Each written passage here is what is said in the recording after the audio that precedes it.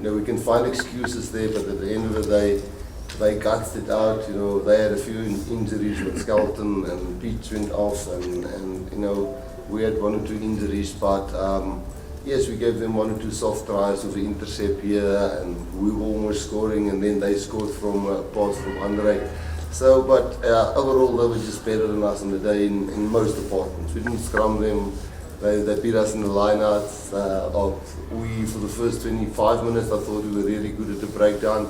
But after that, when Sia got injured and Marco had to go for HIA, they bullied us at the breakdown. Yeah, so I could just sit there and say, listen, they beat us in most departments. And yeah, we as coaches got it terribly wrong. And we have to look first at ourselves before we point fingers at the players. And we know from now till next Saturday we're going to take a lot of flack. But when we take the credit when we're doing well, now we must take the flack when we're doing badly. And I'm not saying it with a smile because I'm happy.